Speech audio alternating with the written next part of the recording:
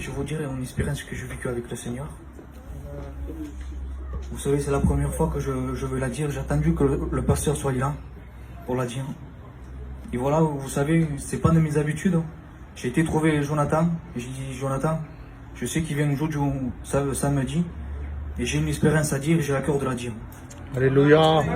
Seigneur, Alléluia. Merci, Seigneur. Vous savez, avec mon foyer, je me suis marié avec une chrétienne. Et dans mon foyer, tout allait bien. J'étais heureux, mais il me manquait quelque chose dans mon foyer. Mais avec le respect que je vous dois, il me manquait un enfant dans mon foyer. Et j'ai prié Dieu pendant 3 ans. Seigneur, je t'en supplie, Seigneur. Et voilà que je me trouvais sur Paris avec ma femme. Et voilà que ma femme me dit, avec le respect que je vous dois, j'attends un enfant. Bon, je ne vous dis pas mon cœur qu'il était dans la joie. Mais là-bas, il y avait des complications déjà. Mais je ne peux pas rentrer dans les détails, ce serait trop long. Et voilà que le lendemain, j'ai rentré sur Montpellier. Il y avait des complications. Ma femme, elle prenait des malaises. Et j'ai trouvé ça bizarre. Et voilà que ma belle-mère me dit, Tégis, ce serait bien qu'on aille au docteur pour la regarder. J'ai dit, oui, on y va. J'ai pris ma voiture et je suis allé. Je m'attendais à tout, mais sauf à ça. Je priais. J'ai dit, Seigneur, donne-moi des bonnes nouvelles. Et voilà que je rentre dans le bureau. Voilà que ma femme rentre dans une pièce. Et moi, je reste dans le bureau, mais j'entendais ce que le docteur disait. Et voilà que le docteur dit une seule parole. Et il dit, madame, c'est une catastrophe. Et je comprends qu'il y a quelque chose. Voilà que le docteur vient me voir et me dit, monsieur Régis, il y a quelque chose que ça va pas. Alors moi, j'étais en face du docteur, j'étais décomposé. Et voilà que le docteur me dit, monsieur, votre femme a perdu le bébé. Mais aussi votre femme, il risque quelque chose.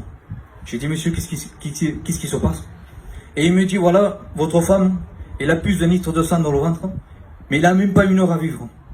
Alors j'étais dans le bureau avec le monsieur, et voilà que le monsieur téléphone un docteur, il dit, voilà, j'ai une patiente, il faut que tu la prennes en urgence. Et voilà que le docteur décroche, il me dit, allez-y à l'hôpital, votre chambre est prête, et le docteur vous attend. Je ne comprenais pas. Je prends ma femme, j'y vais à l'hôpital, et le docteur m'attendait. Le docteur prend ma femme, et il va au bloc opératoire. Et voilà que je me trouvais avec ma mère, et avec ma belle-mère, et mon père. Je laisse eux, et je pars dans l'hôpital. Je me mets dans un coin, et je dis, Seigneur, depuis le temps que je te demande, depuis tant de jours que je te demande, tu me donnes l'enfant, et tu me le reprends. J'ai dit, Seigneur, je ne comprends plus. Et voilà que le docteur sort de l'opération, et vient me voir et me dit, monsieur Régis, j'ai une bonne nouvelle, mais une mauvaise nouvelle. Votre femme me dit, tout va bien, mais elle a perdu le bébé. D'un côté, j'étais content, mais de l'autre côté, j'étais triste. Et voilà que quelques jours après, je sors de l'hôpital, je me mets dans ma chambre, je prie Dieu. Je dis, Seigneur, pourquoi et le comment, je ne comprends pas.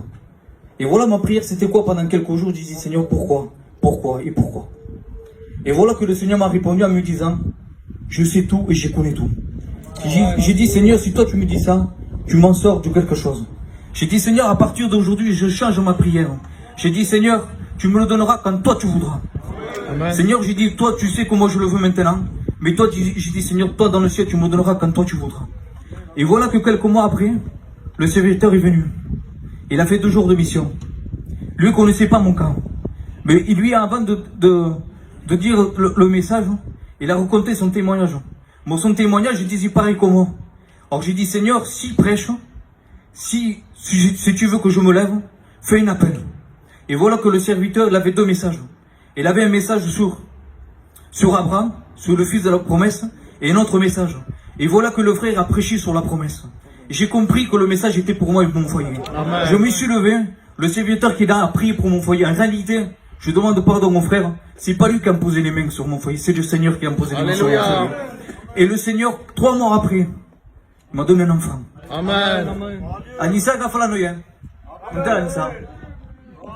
Voilà. Voilà ce que le Dieu fait dans mon foyer. Alléluia. Voilà la promesse de ce que Dieu a fait dans mon foyer.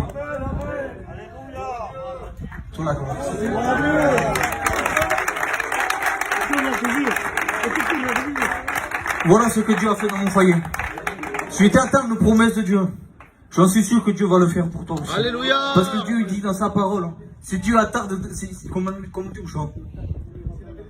Voilà, si Dieu tarde, je sais que Jésus va le faire. Regardez le miracle que Dieu m'a fait dans mon foyer. Alléluia. Que Dieu vous bénisse.